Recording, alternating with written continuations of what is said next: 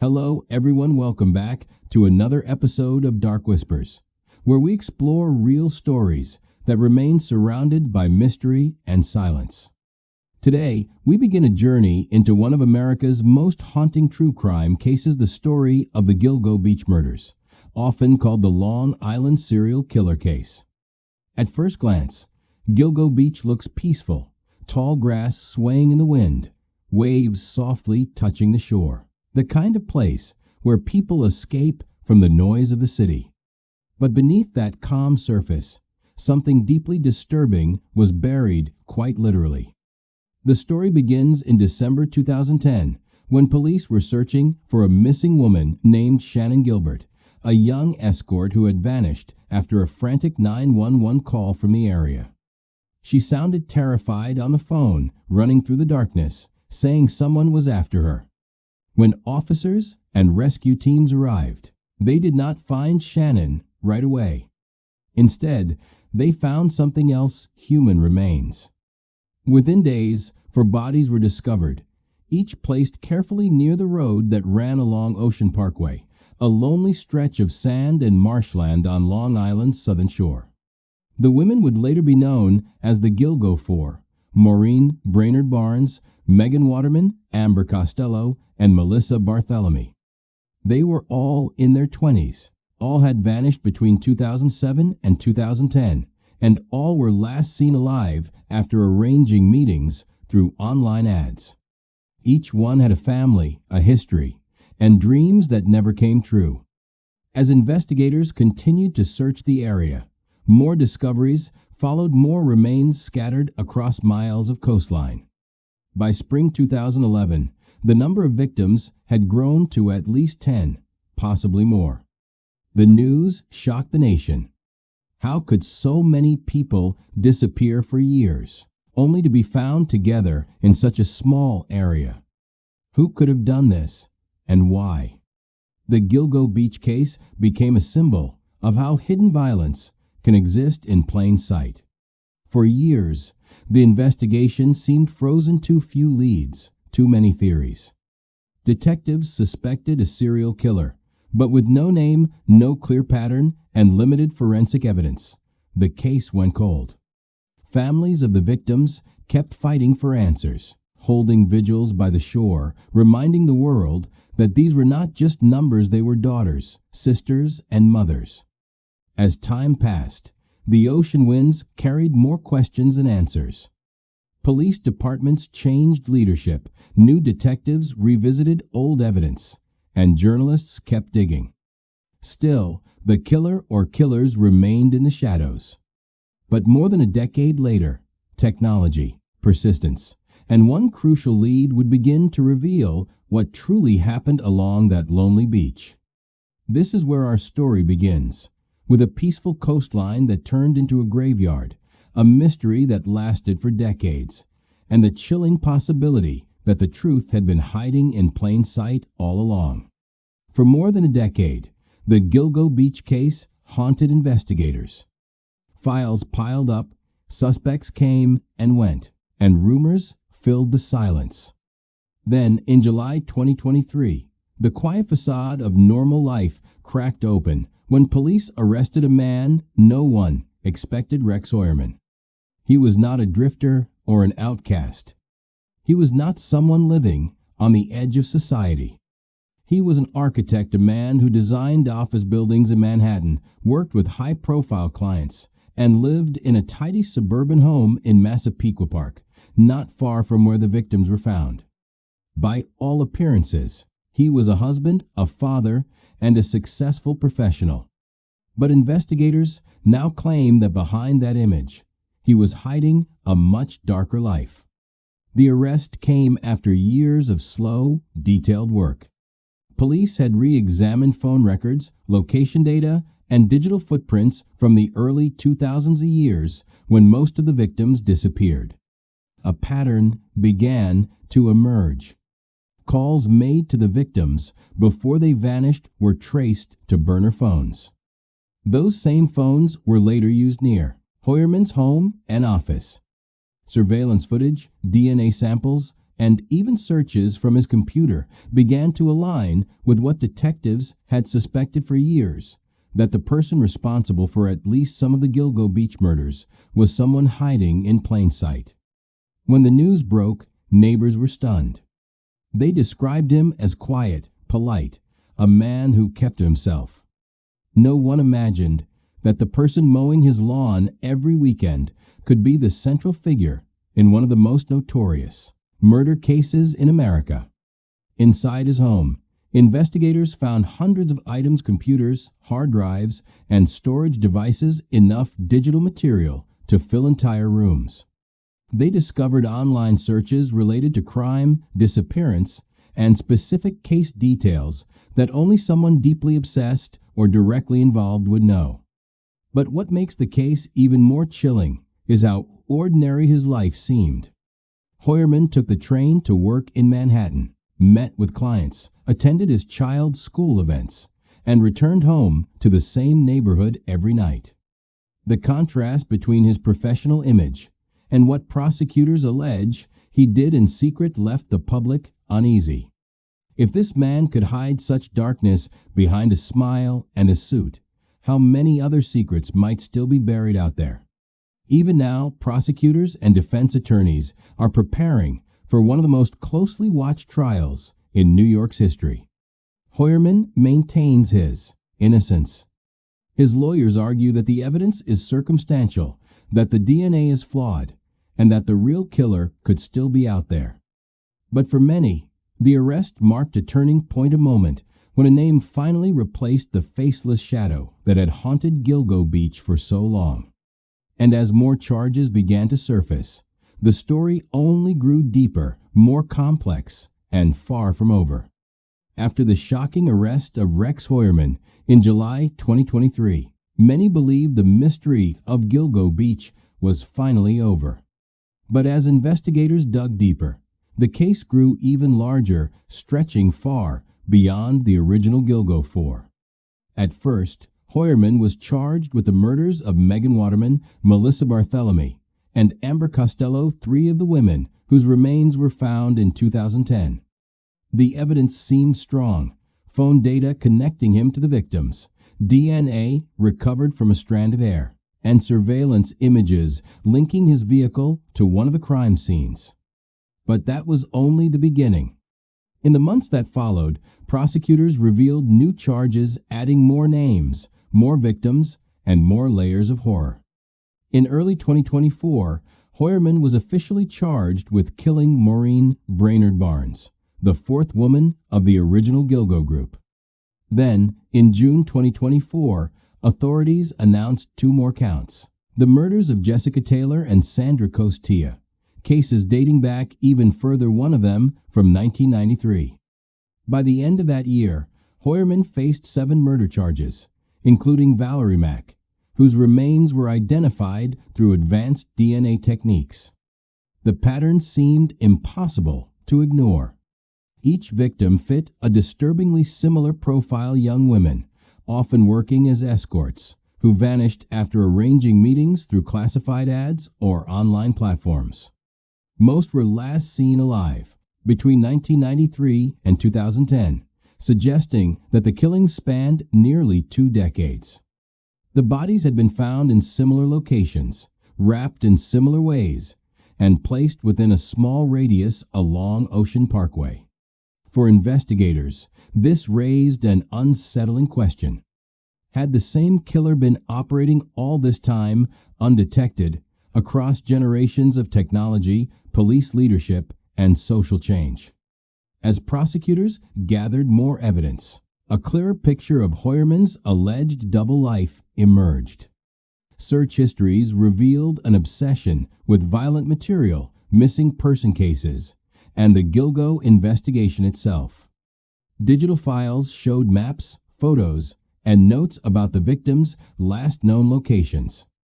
Inside his basement, police found hundreds of electronic devices, boxes labeled with case details, and even planning documents that investigators described as chillingly methodical. But despite the mounting evidence, Heuermann's defense team pushed back hard. They argued that the prosecution was trying to connect unrelated cases just to make the story bigger, to turn one man into a monster for the media. They claimed that DNA recovered from decades-old evidence could easily be contaminated, and that the timeline of the murders did not always match Heuermann's whereabouts. Still, the discovery of consistent patterns, combined with new forensic tools, convinced authorities they were dealing with one of the most prolific serial cases in modern New York history. What began as 4 bodies in 2010 had now grown into a complex web of connections spanning over 20 years, and the evidence was still expanding. The investigation, once stagnant, was alive again. But so were the doubts and the fear that there might be more victims still waiting to be found beneath the quiet sands of Long Island. When the Gilgo Beach investigation first began, technology was limited. In 2010, detectives relied on standard DNA testing, fingerprint comparisons, and phone records. But over a decade later, science had evolved, and that evolution became the turning point in this long, haunted story. In September 2025, a New York judge made a historic decision. For the first time in the state's criminal courts, prosecutors were allowed to use a cutting-edge technique known as whole genome sequencing, a form of DNA analysis capable of identifying individuals from the smallest, most degraded samples. The evidence in question came from several rootless hairs recovered from victims at Gilgo Beach. Traditional forensic methods could not extract usable DNA from those samples. But this new sequencing technology, developed by Astria Forensics, could reconstruct genetic profiles from traces once considered impossible to analyze. The result was a major step forward for the case. Investigators claimed that DNA found on the bodies of Megan Waterman and Amber Costello matched genetic material from Heuermann and his family line. It was not direct, clear-cut evidence like a fingerprint, but it built a chain strong enough to place him close to the victims in both time and space. This scientific leap gave new life to a case that had frustrated investigators for more than a decade. But with progress came controversy. Heuermann's defense team fiercely opposed the use of this evidence. They argued that the lab performing the analysis was not properly licensed in New York, and that the statistical modeling behind the results was unreliable. They claimed that whole genome sequencing was still too experimental, and allowing it in court could open dangerous legal precedents. To them, this was not just a fight about guilt or innocence, it was a fight about the limits of science and law. Judge Timothy Motze reviewed months of expert testimony and technical reports before reaching his decision. In his ruling, he stated that the DNA analysis was scientifically sound, peer-reviewed, and admissible under established forensic standards. In other words, it could be used in court. That ruling changed everything, not just for this case, but for how cold cases across the country might be revisited in the future. For the families of the victims, this breakthrough offered something they had waited years to feel: hope. Hope that modern science could finally give their loved ones a voice, even decades after their deaths. And while the technology was new, the emotion behind it was ancient: the need for truth, no matter how long it takes to find it. The DNA revolution had cracked open the silence at Gilgo Beach. But the courtroom battle had only just begun, and the next chapter would test not only science, but justice itself. The decision to allow advanced DNA evidence in the Gilgo Beach case did not end the debate, it only ignited it. Inside the courtroom, the story shifted from seaside mystery to scientific warfare, where lawyers, experts, and analysts argued not only about facts, but about the very definition of proof. Rex Heuermann's defense team saw the DNA evidence as the weakest link in the prosecution's case, a modern experiment dressed as certainty.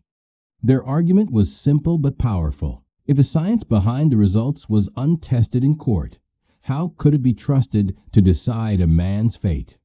They claimed that Astrea Forensics, the lab responsible for the DNA analysis, was not properly certified under New York's strict medical testing laws. They pointed to potential errors in the statistical methods used to estimate genetic similarity, suggesting that the so-called match could be misleading or exaggerated. The prosecution countered sharply. They called in scientists, forensic specialists, and experts in genetic genealogy to explain how whole genome sequencing had already solved dozens of cold cases across the country. They reminded the court that this technology had been peer-reviewed, validated, and accepted by the scientific community, even if it had never before been presented in a New York courtroom. In their words, new does not mean unreliable, it means progress. For observers, the trial began to feel like two worlds colliding. On one side, the future of forensic science, promising to uncover the truth hidden in microscopic fragments. On the other, the caution of law, demanding that every step be tested, proven, and legally sound.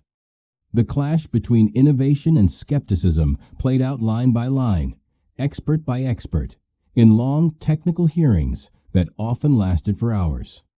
Meanwhile, the public followed every headline.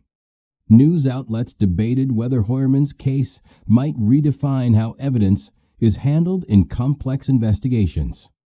Was this technology the dawn of a new era or a dangerous shortcut that could lead to wrongful convictions?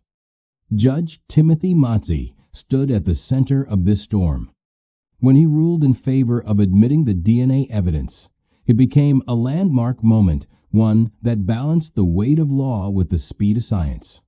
He wrote that the methodology employed meets accepted forensic standards and demonstrates clear reliability, effectively silencing the defense's initial attempt to block the results. But even as the court moved forward, one thing was clear: this case was no longer just about murder. It was about how far the justice system was willing to evolve to meet the truth. For the families of the victims, these debates felt distant. They did not speak in the language of data or sequencing. They spoke in the language of grief and the hope that, no matter how complex the science became, the final verdict would still bring peace. By mid-2025, the Gilgo Beach investigation had evolved from a hunt for a killer into a legal battlefield that blended technology, law, and patience. At the center of it all stood Judge Timothy Mazzi, the man tasked with steering one of the most complex criminal cases in New York's history. His courtroom had become a crossroads where decades of grief met modern science, and where every ruling could change how justice is pursued in the digital age. After months of hearings and expert testimony, Judge Mazzi issued two groundbreaking decisions that shaped the future of the case. The first, announced in early September 2025, was the green light for whole genome DNA evidence, a ruling that allowed prosecutors to use the most advanced form of forensic testing ever admitted in the state. The second, delivered just weeks later, was equally monumental. All 7 murder charges against Rex Heuermann would be tried together in a single unified trial. It was a bold decision. The defense had pushed hard to separate the cases, arguing that combining them would unfairly influence the jury, that the emotional weight of multiple victims could lead to bias. They claimed that each case had unique circumstances, different evidence, and should be judged on its own. But Mazzi disagreed. He wrote that the crimes shared distinct similarities in method, geography, and victimology, suggesting that they formed a connected pattern, one that should be understood as part of a whole, not in isolation. His ruling meant that the courtroom would now hear all 7 stories, together 7 victims, 7 families, and a single man accused of ending their lives. The trial would be massive, hundreds of pieces of evidence, thousands of pages of forensic reports, and a media storm unlike anything Long Island had seen in years. For the families of the victims, the decision was bittersweet. Many welcomed the idea of one unified trial, believing it reflected the scale of the tragedy and the shared pain of those who had waited so long for answers. Others feared that a single proceeding could drag on for years, delaying the justice they had been promised. Outside the courthouse, the mood was tense. Reporters crowded the steps, broadcasting every development to a public that had followed the story for more than a decade. Inside, Heuermann sat silent beside his lawyers, a figure of composure amid a storm of evidence and accusation. He pleaded not guilty to all charges. Judge Matzi set January 13, 2026 as the next major milestone, the deadline for pretrial motions. It signaled the beginning of a new phase 1 where every piece of data, every strand of hair, every call record would finally be tested before a jury. For years, the Gilgo Beach case had been a mystery buried beneath sand and rumor. Now, for the first time, it was heading toward the light: one courtroom, one trial, and perhaps one final answer. While court dates and DNA rulings filled the headlines, another quiet but powerful discovery took place, one that gave names to two souls who had been silent for more than 2 decades. For years, the victims known only as Peaches and Baby Doe were two of the most haunting figures in the Gilgo Beach case. They were not just unknown victims, they were symbols of how much remained unsolved. Peaches got her nickname from a tattoo found on her torso, a small peach with a bite mark and 2 leaves. Her dismembered remains were discovered in Jones Beach State Park back in 1997, years before the Gilgo Beach victims were found. Later, in 2011, police located more remains in a nearby area and confirmed through DNA testing that they belonged to the same woman. What made the case even more heartbreaking was the discovery of Baby Doe, a toddler whose body was found wrapped in a blanket near her mother's remains. For years, both were unidentified, no names, no photographs, just 2 anonymous victims in the long, cold list of the missing. Investigators had suspected they were related, but traditional DNA testing could only suggest, not prove, a connection. That changed in April 2025, when advanced genealogical DNA, tracing the same technology that helped identify suspects in other cold cases, finally revealed the truth. The woman known as Peaches was identified as Tanya Denise Jackson, and her daughter Baby Doe was confirmed as Tatiana Marie Dykes. Both were from New York, and both disappeared sometime in the late 1990s. Authorities announced the discovery at a press conference, describing the moment as both a scientific breakthrough and a moment of humanity, because for the first time in decades, they could call these victims by their real names. But even as the identification brought closure to one part of the story, it opened a new question. Were Tanya and her daughter victims of the same killer responsible for the Gilgo Beach murders? So far, investigators have not confirmed a direct connection to Rex Heuermann. The timelines overlap and the locations are near one another, but there is no conclusive evidence linking him to their deaths. Still, many experts and families believe it is unlikely to be coincidence. The same coastline, the same method of concealment, the same eerie familiarity, everything suggests that the 2 cases may be threads of one larger web. For the public, the announcement was deeply emotional. Photos of Tanya and Tatiana were finally released, no longer faceless, no longer forgotten. For their families, it meant that after all these years, they could mourn properly and perhaps one day find justice. Peaches and Baby Doe had once been names on evidence tags. Now, they were Tanya and Tatiana, a mother and child who had finally been brought home by science, persistence, and compassion. Just when the story of the Gilgo Beach murders seemed to narrow around one suspect, another name began to resurface, a convicted killer already behind bars, John Bitroff. His name had lingered in the background of Long Island crime discussions for years, but in 2025, it re-emerged with new weight and new questions. Bitroff, a carpenter from Suffolk County, was convicted in 2017 of killing two women, Rita Tangredi, 1993, and Colleen McNamee, 1994. Their murders had occurred long before the Gilgo Beach victims were discovered, but the methods, the disposal sites, the type of victims, and the brutality carried unsettling similarities. Both women were sex workers. Both were found in wooded areas near the South Shore of Long Island, and both bore signs of deliberate concealment.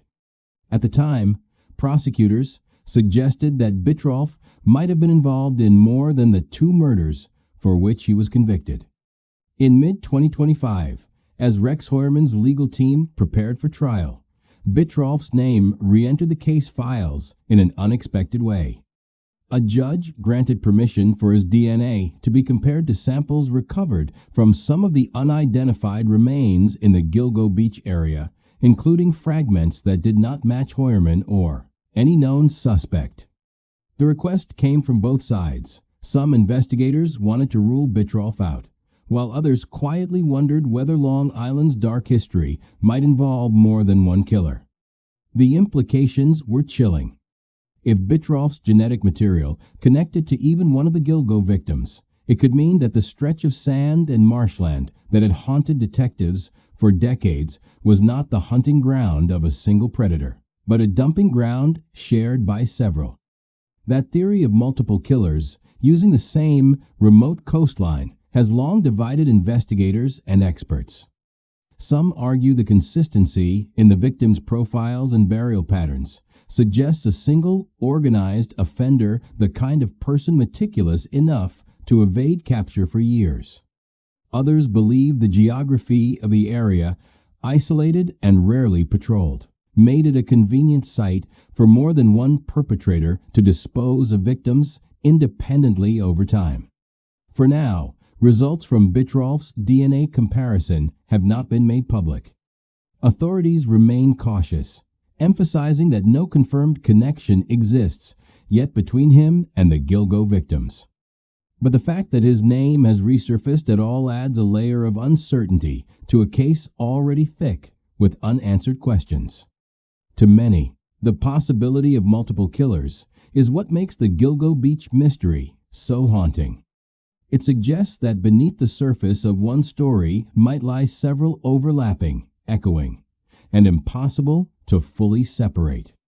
The coastline, after all, does not care who hides their secrets there.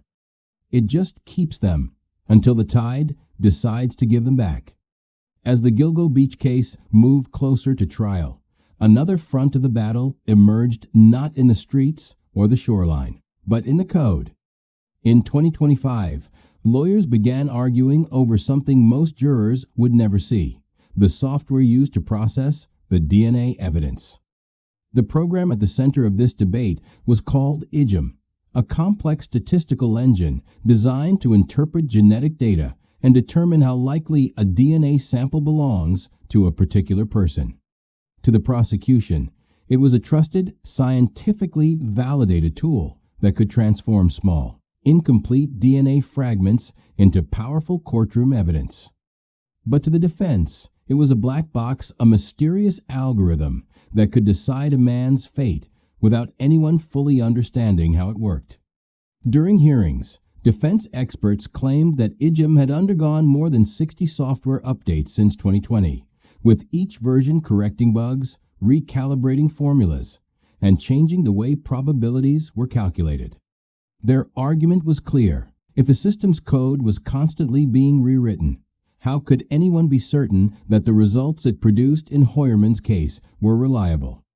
They demanded full access to the program's source code, the digital DNA of the software itself, but prosecutors pushed back, citing confidentiality and proprietary protection. The controversy revealed a deeper problem facing modern justice. Technology evolves faster than the law can keep up. DNA software, facial recognition systems, and digital forensics tools are often built by private companies. Their algorithms are treated as trade secrets, even when they are used to put people on trial for murder. This tension between transparency and security, between innovation and accountability, became one of the defining issues of the Gilgo Beach proceedings. In court, the defense tried to convince the judge that the DNA results could not be trusted without independent review. They pointed out that even a small error in the probability model 1 decimal place off could turn an inconclusive match into what appeared to be a near certainty. They questioned the calibration data, the statistical baselines, and the assumptions built into the algorithm. One defense witness called the process a leap of faith disguised as science. But prosecutors stood firm. They brought in specialists who explained that IGIM's updates were routine maintenance, not evidence manipulation. They emphasized that multiple layers of human review, lab verification, and statistical cross-checking had been performed. In their view, the defense was not challenging the truth, they were trying to confuse it. Outside the courtroom, the debate sparked national discussion about the future of digital forensics. Could justice still be fair when software, not scientists, interprets the data? And if machines are now part of the truth-seeking process, who holds them accountable when something goes wrong? For the Gilgo Beach case, these questions were not theoretical. They were personal. Because somewhere in those algorithms lay the power to decide whether Rex Heuermann would be remembered as an innocent man or as the monster who haunted Long Island's shore. By late 2025, the storm surrounding the Gilgo Beach murders had become more than a news cycle. It was a slow, grinding process of justice that tested everyone involved. The investigations were largely complete, the scientific rulings decided, and the defense motion settled. All that remained was the long road to trial. Judge Timothy Motzi had already set January 13, 2026, as the key pretrial deadline, the moment when both sides would submit their final arguments before the case moved to a full jury hearing. For the victims' families, that date had begun to feel like a finish line. For nearly 15 years, they had lived with unanswered questions, false starts, and endless waiting. Now, for the first time, it seemed that the system might finally speak for them. But justice moves slowly, especially in a case this complex. Every strand of hair, every phone record, every timestamp from a burner phone had to be scrutinized again, not just by prosecutors, but by the defense, who insisted on testing every assumption. Even the smallest inconsistency could become the difference between conviction and doubt. In the courthouse corridors, the atmosphere was strange, part exhaustion, part anticipation. Reporters from every major outlet waited daily for updates. Outside, camera crews lined the sidewalk, while a handful of locals stood by with posters and flowers, holding photos of women whose faces had faded from headlines but never from memory. For them, this was not about forensic breakthroughs or courtroom strategy. It was about closure. Many of the families had spent years organizing vigils on the beaches where their loved ones were found. They brought candles, flowers, and framed pictures, setting them down near the reeds and dunes as the tide came in.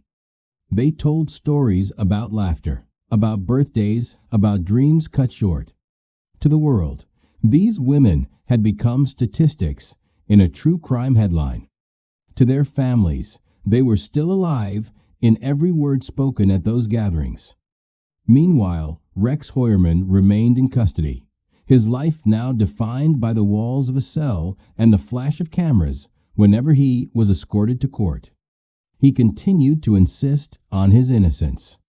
His lawyers portrayed him as a man wrongly cast in the role of a monster, a scapegoat of forensic overreach and public fear. They argued that prosecutors were stretching the limits of technology to fit a narrative already decided by the media.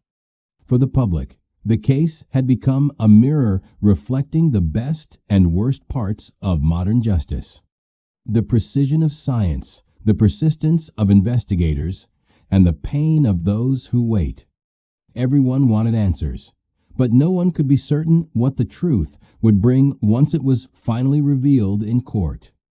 The beaches of Long Island were quiet again. Now, the wind still moved through the tall grass, and the sea kept its rhythm. But beneath that calm, the echoes of what happened there still lingered waiting, like everyone else, for the verdict that could finally end the silence. Even as the courtroom prepares for its biggest battle, one truth remains. The Gilgo Beach case is far from complete.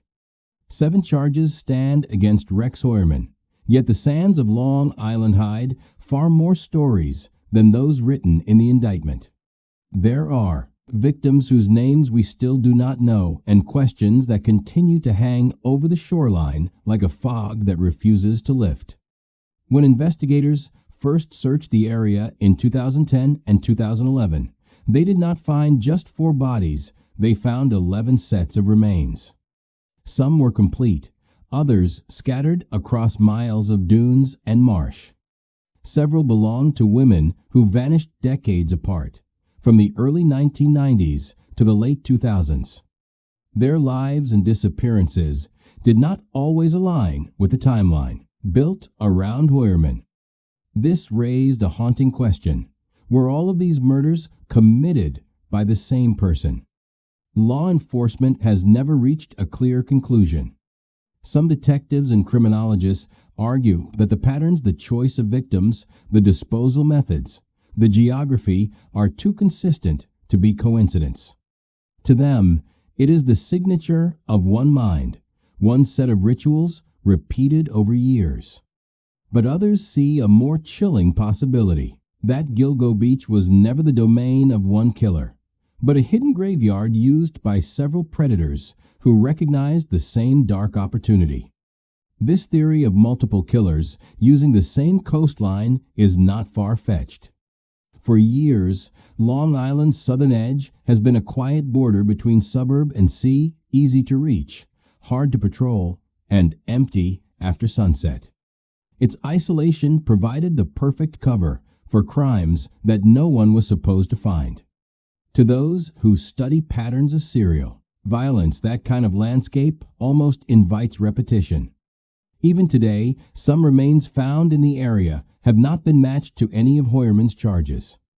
Among them are partial skeletons, bones without context, fragments too damaged to tell their full story. DNA work continues, using the same advanced technology that identified Peaches and Baby Doe, but progress is slow. Each test takes months. Each result can open one door while closing another. For families still waiting, the uncertainty is unbearable. Every new development brings a surge of hope followed by silence.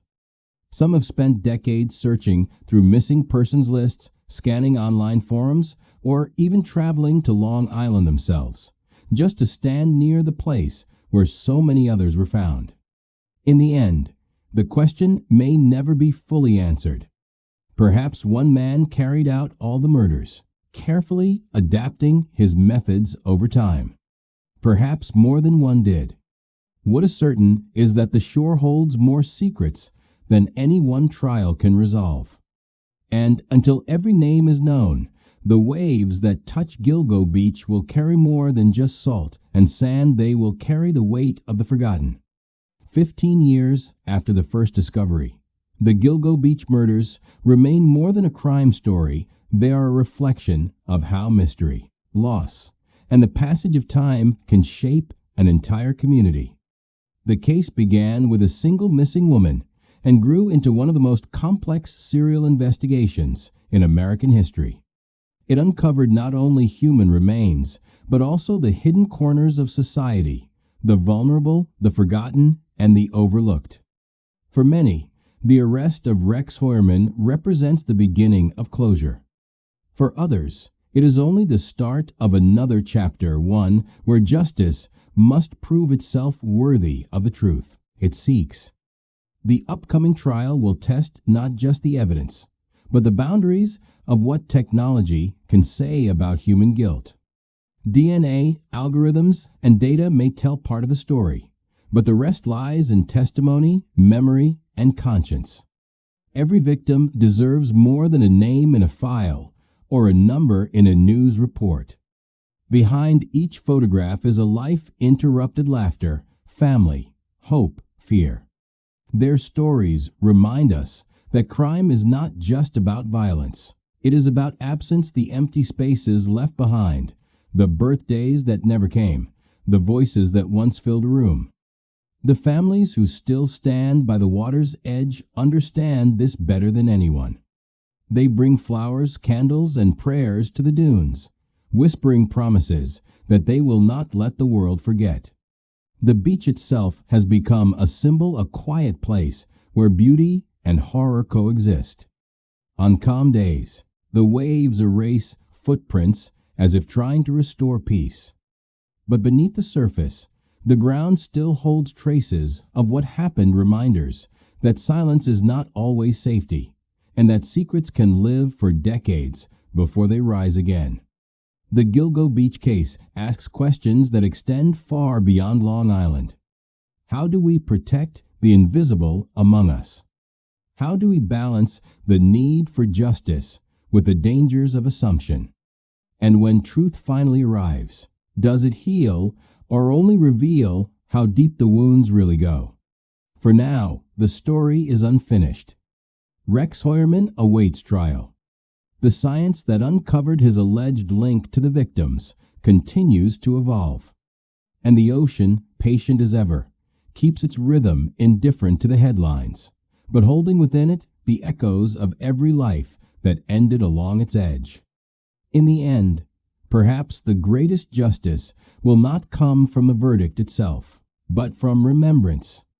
Because as long as the names of Maureen, Megan, Amber, Melissa, Jessica, Valerie, Tanya, and Tatiana are spoken, as long as their stories are told, Gilgo Beach will no longer belong to the darkness.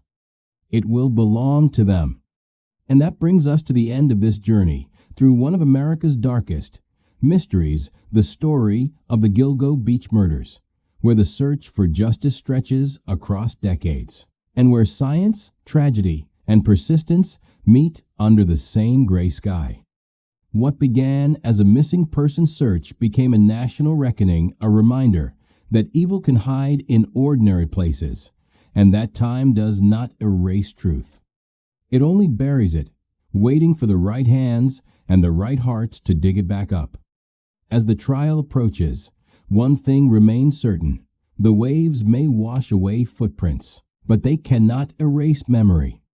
Each victim deserves to be remembered not for how their lives ended, but for how they lived as daughters, sisters, mothers, and human beings whose stories matter. If you have followed this story with us, take a moment tonight to reflect on them and on the investigators, journalists, and families who refused to give up when silence was easier. Because in every cold case, remembrance is resistance.